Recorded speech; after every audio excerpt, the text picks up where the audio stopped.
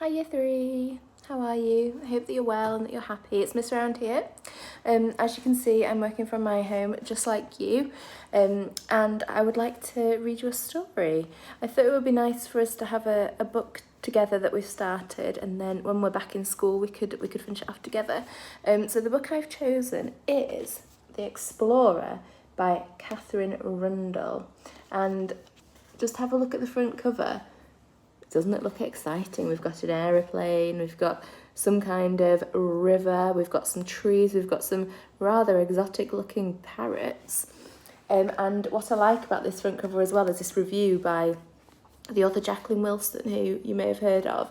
And Jacqueline Wilson says, a very exciting adventure story. I loved it. And that's what made me pick up this book, because I love adventure stories.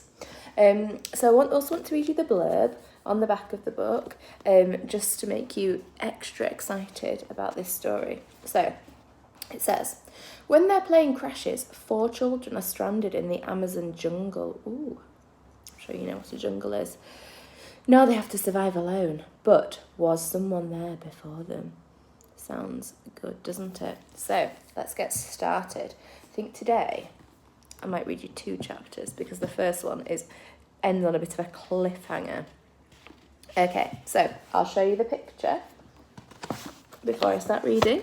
So we've got quite a nice black and white picture with what looks to be sort of a river and some trees again. Maybe, I'm thinking, the shadow of an aeroplane. Let's have a read. Chapter 1 is called Flight. Okay. Like a man-made wish, the aeroplane began to rise. The boy sitting in the cockpit gripped his seat and held his breath as the plane climbed into the arms of the sky. Fred's jaw was set with concentration and his fingers twitched, following the movements of the pilot beside him, joystick, throttle. The airplane vibrated as it flew faster into the setting sun, following the swerve of the Amazon River below them. Fred could see the reflection of the 6-seater plane, a spot of black on the vast sweep of blue as it sped towards Mano, the city on the water. He brushed his hair out of his eyes and pressed his forehead against the window. Behind Fred sat a girl and her little brother. They had the same eyebrows and the same brown skin, the same long eyelashes. The girl had been shy, hugging her parents until the last possible moment at the airfield. Now she was staring down at the water, singing under her breath, her brother trying to eat his seatbelt. In the next row on her own sat a pale girl with blonde hair down to her waist. Her blouse had a neck ruffle that came up to her chin, and she kept tugging it down and grimacing. She was determinedly not looking out of the window. The airfield they had just left had been dusty and almost deserted, just a strip of tarmac under the ferocious Brazilian sun. Fred's cousin had insisted that he wear his school uniform and cricket jumper, and now, inside the hot, airless cabin, he felt like he was being gently cooked inside his own skin. Oh, we've just learnt something about the story there. It said, the ferocious Brazilian sun. Can you think about what country this book might be set in? The engine gave a whine, and the pilot frowned and tapped the joystick. He was old, with brisk nostril hair and a grey waxed moustache, which seemed to reject the usual laws of gravity. He touched the throttle and the plane soared upwards higher into the clouds. It was almost dark when Fred began to worry. The pilot began to belch, first quietly, then violently and repeatedly. His hand jerked, and the plane dipped suddenly to the left. Someone screamed behind Fred. The plane lurched away from the river and over the canopy. The pilot grunted, gasped, and wound back the throttle, slowing the engine.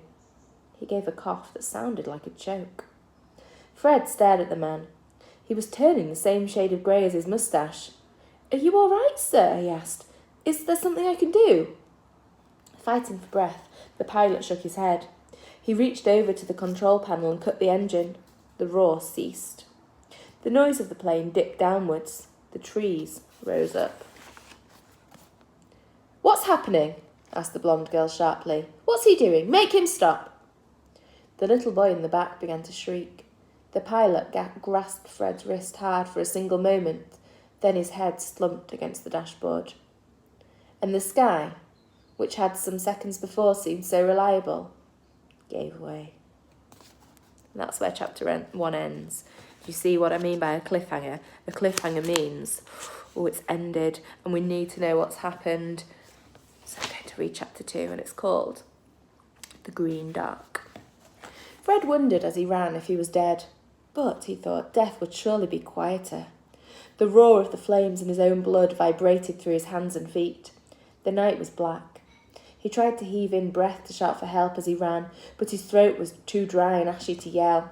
He jabbed his finger into the back of his tongue to summon up spit. "Is anybody there? Help! Fire!" he shouted. The fire called back in response. A tree behind him sent up a fountain of flames. There was a rumble of thunder. Nothing else replied. A burning branch cracked, spat red, and fell into a cascade of sparks. Fred leapt away, stumbling backwards into the dark and smacking his head against something hard. The branch landed exactly where he'd been standing seconds before. He swallowed the bile that rose in his throat and began to run again, faster and wilder. Something landed on his chin, and he ducked, smacking at his face. But it was only a raindrop. The rain came suddenly and hard.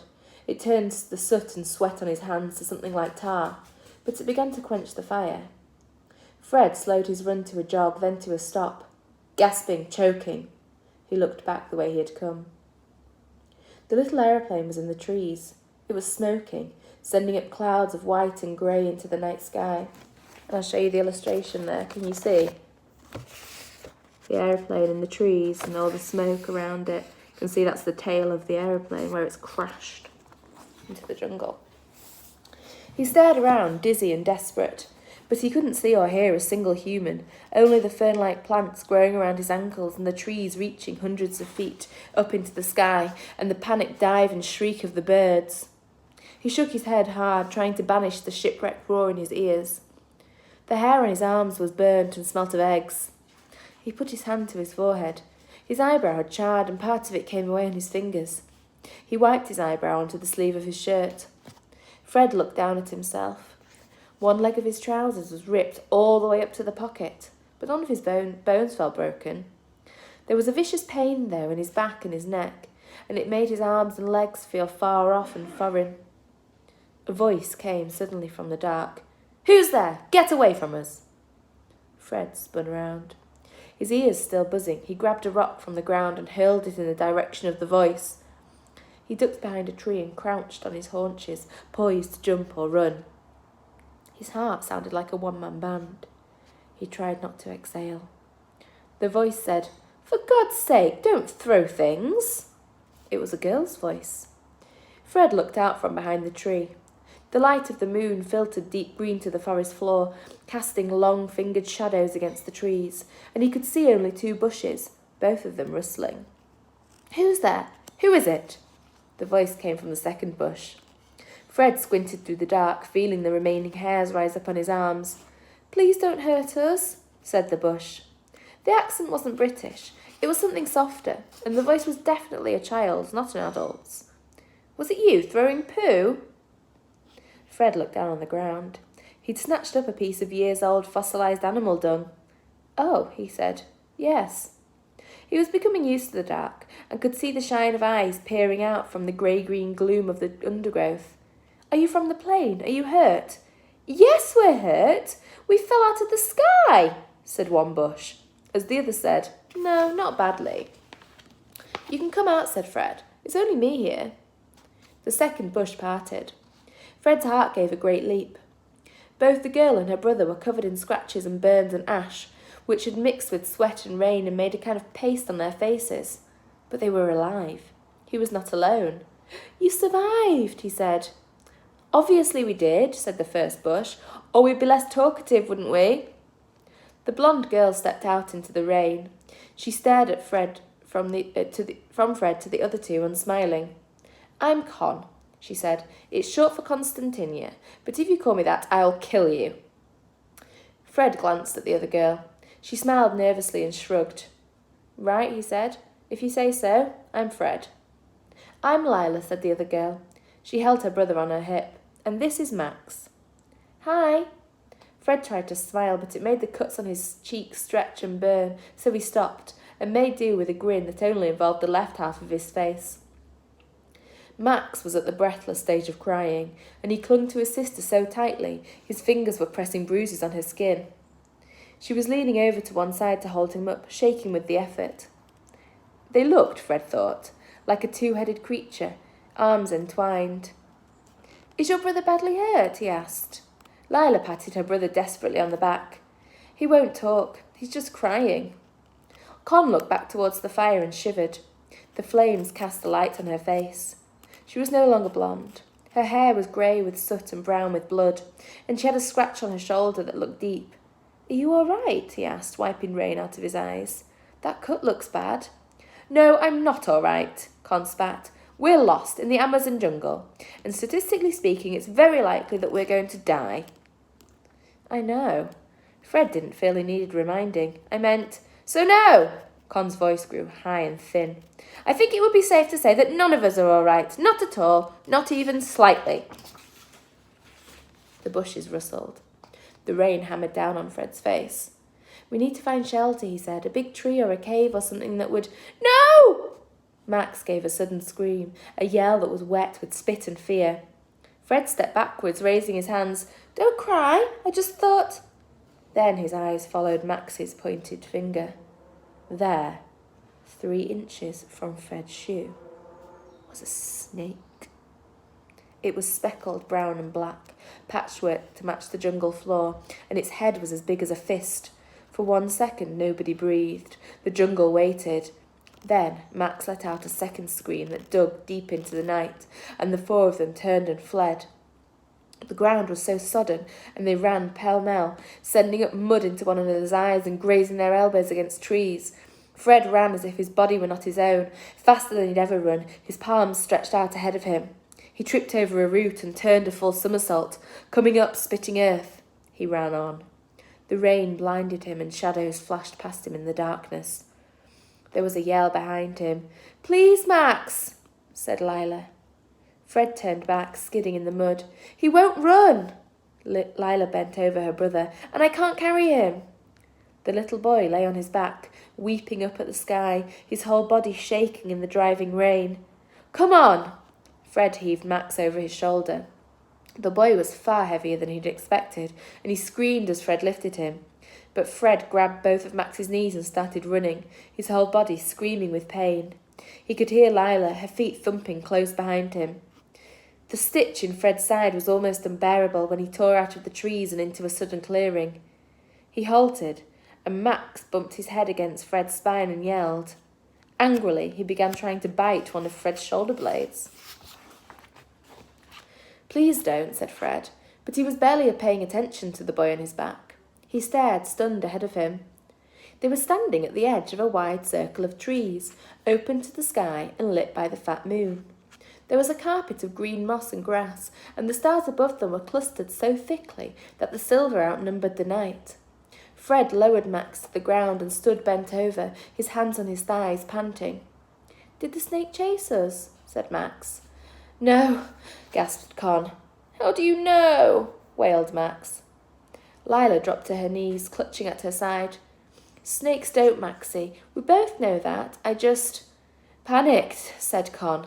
Her voice was bitter. That's what happened. See. Look, no snakes. We were stupid. Now we're even more lost. The ground in the clearing sloped slightly towards a large puddle of water. Fred crossed over to it, his muscles aching, and sniffed. It smelt of rotting things, but he was very thirsty. He took a tiny sip and immediately spat it out. No good, he said. It tastes like a dead person's feet. But I'm thirsty, said Max. Fred looked around the clearing, hoping to find water before Max started crying again. If you wring out your hair, he said, there'll be water in it. He tugged his dark fringe down over his forehead and twisted it. A few drops fell onto his tongue. It's better than nothing. Max chewed on his hair for a second, then scrunched his eyes closed. I'm scared, he said. It was said without whining, a simple matter of fact. Somehow it was worse than the tears, Fred thought.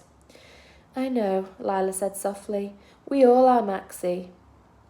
She crossed to her brother and pulled him close to her. His small, bony fingers closed over a burn on her wrist, but she didn't brush him away. She began to whisper in his ear in Portuguese, something soft, almost a song, a lullaby. They were both shaking slightly. Fred swallowed. All this will look less bad in the morning, he said. Will it? Said Con. There was a bite to the question. Will it really? It can't look much worse, he said. Once it's light, we'll be able to work out a way to get home. Con looked hard at him.